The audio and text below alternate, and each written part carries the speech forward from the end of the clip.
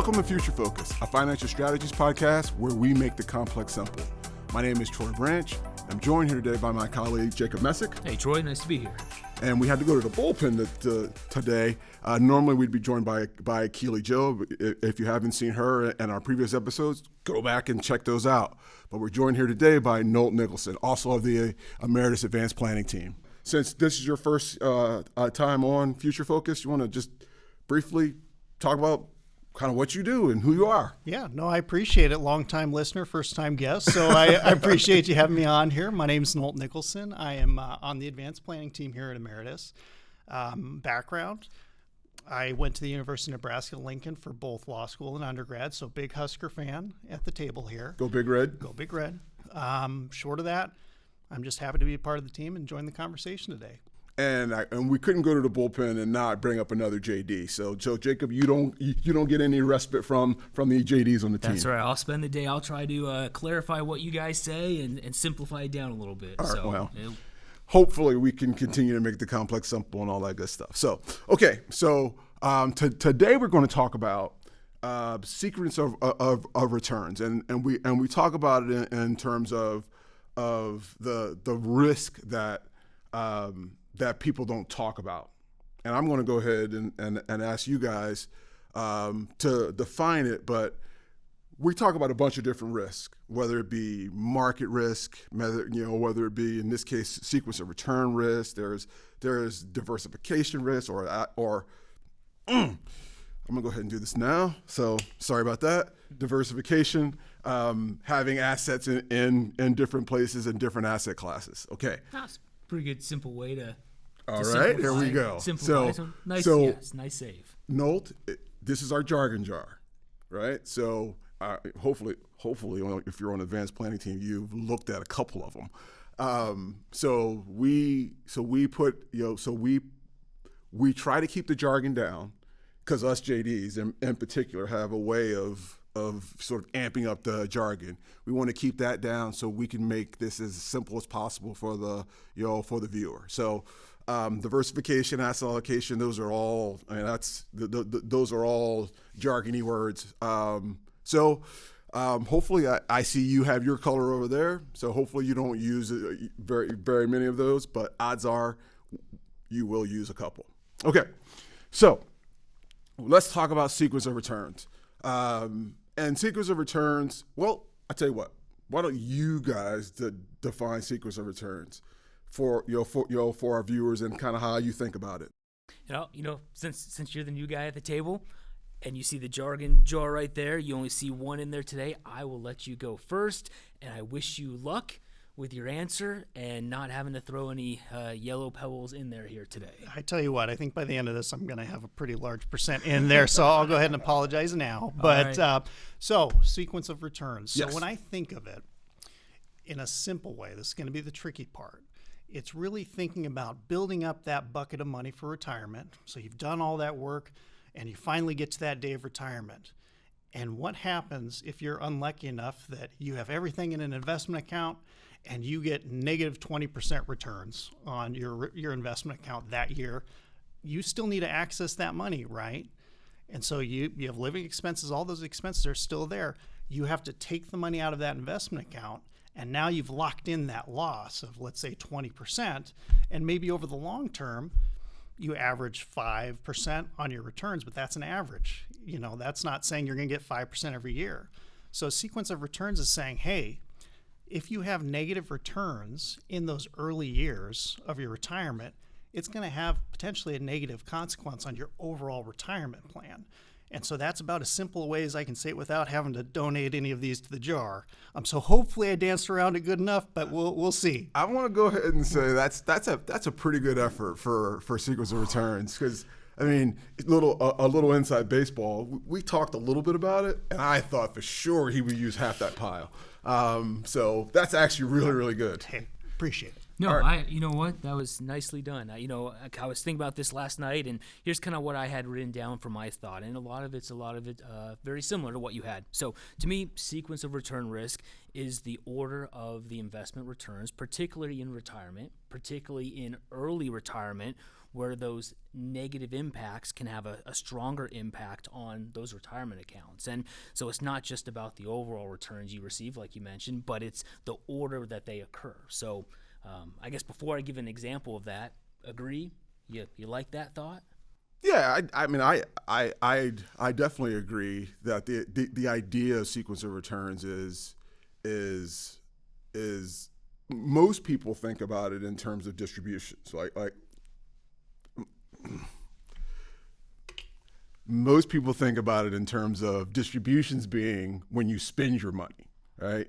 And so most people think about it in terms of distributions, and I think we're going to talk about it in some different, or at least have people think about it in different ways. So yeah, those are pretty good definitions. Yeah, because here's the example that I was thinking. So let's say, to Noel's point, let's say you just retired and you were thinking of taking out 4% of your retirement income each year to live on. Now, 4% being a standard number. The standard number. Yeah, when okay. you go and you read articles about it, you see 4% as a standard Right, number. makes Now, sense. as we know, that amount could be more, could be less, because as we like to talk about, it all depends on each person's own situation and what they want to take and what their goals are. But let's just say for today, let's use a nice easy 4%. You're planning to take out 4% of your assets for income in retirement. So year one, you take out the 4%, but depending on how you're invested with those retirement accounts, let's say you get hit with a 10% negative downturn.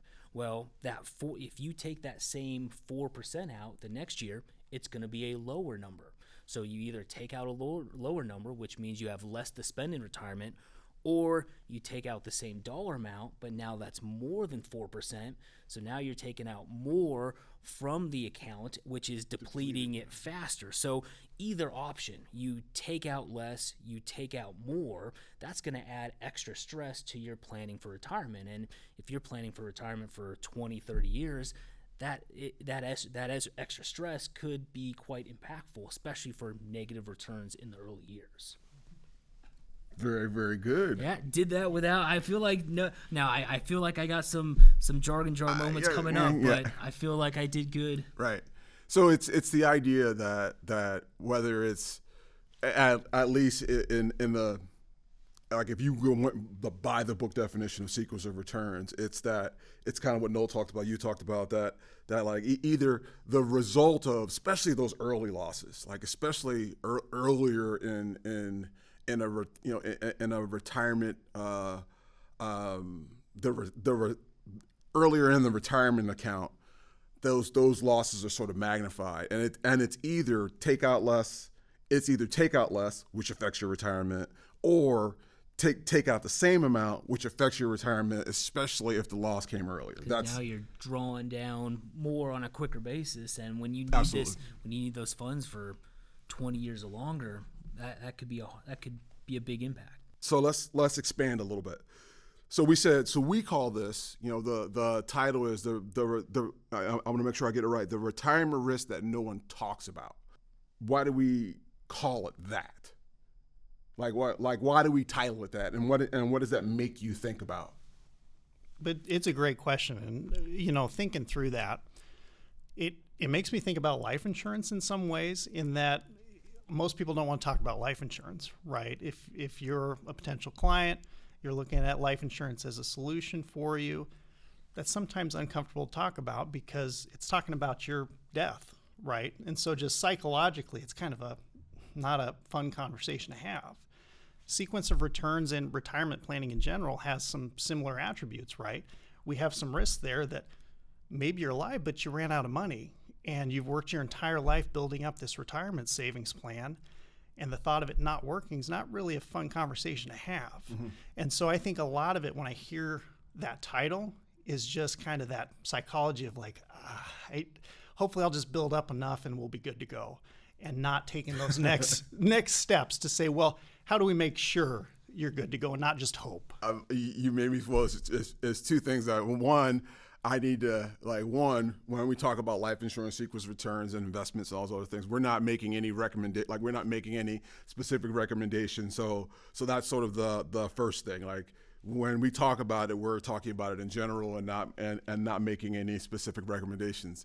But you talking about, like, I hope I get to it. I just have the picture of literally someone digging a hole, putting their head in the sand, and, like, oftentimes we talk about hope is not a viable strategy. And that's where I think when, if those that have listened to our podcast, the episodes before this, we talk about it's about planning. It's about talking with a financial professional. It's working on that plan. It's not waiting too late until it's too late to make those steps. It's working on those steps now, so that way you are in a good position with that flexibility and that control, so that way you can pivot, or you're less impacted by if you get hit with a sequence of return risk and early downturns in the market early on in retirement. I think that's where you were probably going. Yep. Just saying that's kind of a scary thing to think about, and just having that risk be identified and planned for is really where you should be, and not just, like I said, hope it works out in the end. Hope is. I'm going to say that again. If there's anything that we take away from this episode, hope is not a viable strategy to plan for retirement. Correct. I had written down too the same type, the psychological, the behavioral aspect of it was the same exact thing that I was thinking of. A lot of times we're thinking sequence of return risk is a lot of times in the distribution phase. I'm not going to throw one in because Troy already threw one in for distribution. So we all know that is the receiving income, taking income in retirement stage. But we're usually talking about sequence of return in that stage. But to me, I feel like there's also an aspect of that in the accumulation stage, which, before I throw one in, that is the make wealth, the saving for retirement stage. So, I think you're going to give the mountain example here in a little bit. So, but we have those two stages, the accumulation and the distribution stage. And to me, it's also impactful in the accumulation stage because, from a behavioral standpoint, because let's say you're just starting out and you're starting out to save for retirement, and all of a sudden there's some negative downturns in the market.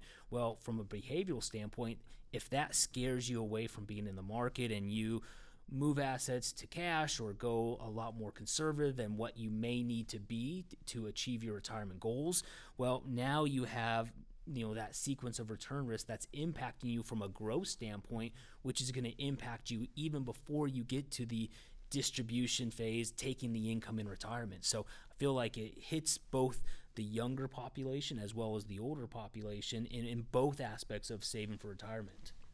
And so, so the mountain example you talk about, like, I think about it. I think about just in general. There's the two stages that we've defined at this point: accumulation, the accumulation stage, and then the distribution stage. And there's this graphic or just this analogy that kind of sticks in my mind, and it's about climbing a mountain, and whether it be Mount Everest or whatever, and the financial professional is sort of the financial Sherpa, if you will. Like, they're helping you up they're helping you up the mountain. And it's exhilarating climbing the mountain. To extend my analogy, it's exhilarating. People love talking about the accumulation stage. Yeah, people it's building up that bucket. Yeah, it's building. I'm gonna crest the mountain, and we have and the financial professional is there to help you up that help you up that mountain. But then, and I like to think of the accumulation stage as, it's kind of mechanical. Like, and you've kind of alluded to it. If you start early, if you do it consistently, and I'm talking about saving, right? Without giving out any advice, if you start early, if you do it consistently, in a well-diversified portfolio, you're going to end up. Should be in a good position. You're going to end up in a good position, and you're at the top of the retirement mountain, if you will. But then the art form, where secrets of returns traditionally comes into play, is when we start talking distribution and getting down off the mountain. That's where the art form comes in. How do I take it? When do I take it? Do I if I do have an early loss in a retirement, in my first couple years of retirement, what have I done to plan for it? Like that's how I think about it. Climbing a mountain, going up in accumulation, and then going down in distribution. What have I done to prepare for both of those journeys? And those journeys are a little bit different. Coming down, if you've ever climbed, like coming down is hard on your body, and now going up is not easy, but coming down is hard. And if we extend that analogy, going up and coming down in retirement planning is a little bit different, and each journey has different problems or different problems that need to be overcome.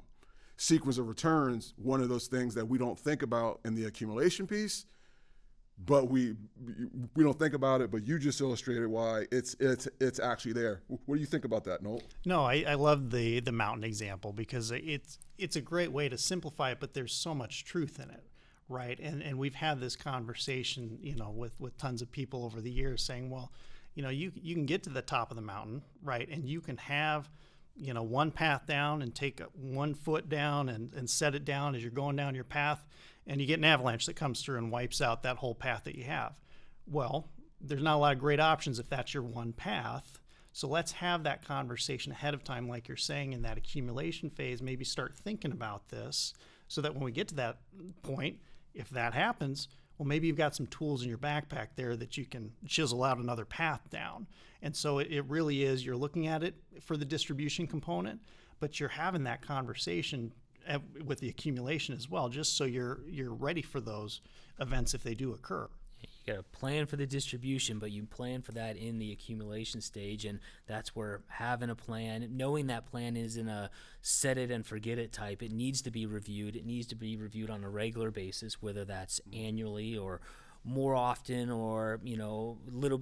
I would think for most people annually is a good time at the very minimal, or when life changes occur or life events occur. That way you are pivoting, you're making those necessary adjustments both in the accumulation stage, but then also in the distribution phase. If you get hit with some early negative returns, maybe I do take out less for this year, or maybe because my risk tolerance and my asset allocation matches my risk tolerance, it's less of an impact, or I have other assets I can pull from, so it's less impactful.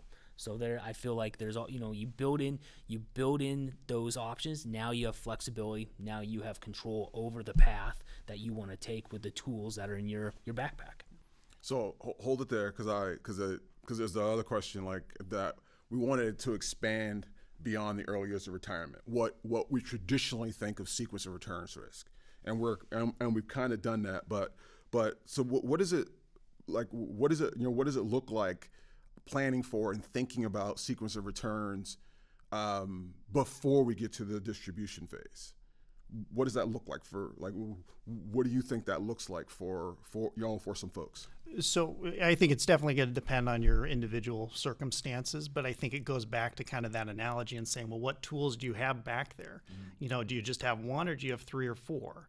And so that can go into the discussion about, well, you might have a diversified, investment account or something like that, but do we need to have a broader discussion about different types of asset classes that can provide different support for you when you're coming down the mountain, and starting to prepare that ahead of time? So, that could be any number of things. I definitely don't want to give advice on what to invest in, but I think it's just having that conversation about, let's look at what tools we think are going to be most advantageous to you as you are coming down that mountainside. What else? What else do you think? What else are you thinking? If we're thinking, because we're thinking pre-retirement, accumulation phase, and again, hope is not a viable retirement plan strategy. So we're going to go with that being our sort of guiding light as we as a client walks through this process. What else should they be thinking about in those like pre-retirement years that ultimately a sequence of return is going to have, or sequence of return risk is going to have an impact? Yeah, to me, I think it's 2 things. The first thing that comes to mind is as you're climbing up the mountain, building up that bucket of funds for retirement, it is what are you saving? And I think you mentioned already, it's that saving early, saving often, try to save as much as possible. And when you go and you read articles about it, you see a lot of times they say, hey, work towards saving up to around 25% of your income for retirement. Yeah, and you and I have had this discussion before. I think we've like when people hear 25%, they're like, "What are you talking about?" When you say 25%, and I think I'll speak for the viewer, but when you say 25%, what do you mean? Yeah, I think that's everything that you are saving for retirement, both what you're contributing and maybe what your employer is contributing as well. I would say that's probably for a majority of people. Now, as we mentioned before, everything depends on each person's situation. Some people, maybe if they're in a very high income, maybe they don't include the employer's contribution. For both people, it's probably including everything that's being saved for retirement. So let's say, for example, you work for a company that does an employer match and also contributes to your 401k as well. So like when we're saying 25%, let's say you work for a company that contributes 50% of what you put into your 401k as a match up to your 6% contribution, and they throw in an extra 5% a year. So in that scenario, Troy, you are contributing 6% of your own dollars towards your retirement, pre-tax or after tax, doesn't matter for the regular 401k or Roth, but you're doing 6%. You're doing 6%. The company is matching half of that, which is 3, so that's 9, and then they're also contributing an extra 5 a year, so that's 14. The 6 plus 3 plus 5 gets us to 14%. We're over halfway there towards that goal of the 25. And I think the key is, the closer you get to the goal, the closer you get to that, the more flexibility and control you have. And I've mentioned that a few times today, but I really think it comes down to that. Flexibility and control. You are in control of being able to make decisions on what you want your retirement to look like as you're planning for it before you get to the top of the mountain. Well, I was just going to add in there. I think when you're going in that process, like you're talking about, and setting aside whatever percentage it ends up being, I think we're having that conversation about the different buckets, like you'd mentioned, the tax-free, tax-deferred, taxable, and how you're putting money into those different buckets. That's going to impact when you're thinking of sequence of returns. Maybe that impacts, well, what percent am I putting in each of those buckets to build up as time goes on? So I wanted to add that to kind of connect it back to that. But the point that both of you are making is when we think about sequence of returns, it is yes, it's in distribution and it's by the book definition, but it's something that should be considered as you're saving consistently and where you decide to save. Because if I'm saving consistently and I have a Roth IRA or sort of a Roth account, yes, I still have to worry about sequence of returns when dollars are distributed, but those dollars have a different impact because of the tax consequence, because I did save in a Roth IRA or a Roth 401k, or I utilize permanent life insurance or municipal bonds. Then all of those have a tax characteristic that I don't have to pay income tax. Same sort of thing, a taxable account. So it's consistently saving and consistently saving in sort of diversified asset location kind of helps alleviate the sequence of return risk that or concern that you may have in distribution. But you have to do it. If you wait until retirement, it's too late. Yeah. Even if you wait 5 or 10 years before retirement, it's going to be a harder last little climb up the mountain. So the earlier you can plan for it, the more flexibility you have, the more you can adjust and make those corrections if you need to chisel out a new path, or put more away, or change the asset allocation, or maybe your risk tolerance has changed. So your impact, you're taking a look at it in that manner. If you have one final 30 seconds on sequence of returns and what people should be concerned about or how they should be thinking about it, what would you say? Well, I would say just keep flexibility in mind. You want to build in flexibility into your retirement plan. And so you need to start thinking about this, kind of going back to the analogy of the mountain. When you're at base camp, when you're packing that bag, make sure you're thinking about it, because there's no helicopter flying these tools up to you when you're at the peak. You need to have that conversation down here. So just make sure when you are at the peak, you can enjoy it, right? You can look down and say, hey, I finally got here. This is everything I ever wanted, and you don't have to worry about getting down. So just, it's all about that flexibility that you build into the plan. No, I think that describes it well. The more you plan early, the more you're able to enjoy it when you're at the top of the mountain and on the climb down, especially when that may be a 20 or 30 year climb. So it's having those conversations, it's reviewing things on a regular basis. It's knowing what are my expenses going to look like in retirement and where is my income coming from. And maybe it's also, and we haven't talked about it, and this may be a conversation for another day, but maybe it's incorporating some level of guaranteed income into your retirement, your income in retirement. Maybe that's through the use of an annuity product to provide that guaranteed level of income. So that way, if there are downturns in the market, those early negative returns in retirement, it's less of an impact for when you. No, I didn't mean to cut you off. I was just going to say hold that there, because we're definitely going to come to guaranteed income at some point on Future Focus, and that's actually a great segue into kind of what to expect going forward. And we're going to continue this retirement planning conversation for at least the next couple episodes. So you can stay tuned as we discuss retirement planning.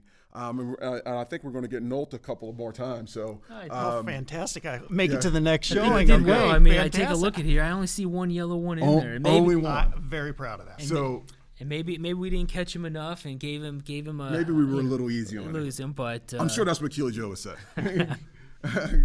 Hey, so be on the lookout for more conversations specifically involving retirement planning. We're really looking forward to bringing you that information and that dialogue as we talk about retirement planning. So with that, I think we can end the episode here. Again, I'm Troy Branch. This is Future Focus, a financial strategies podcast where we make the complex simple. Thank you and have a good day.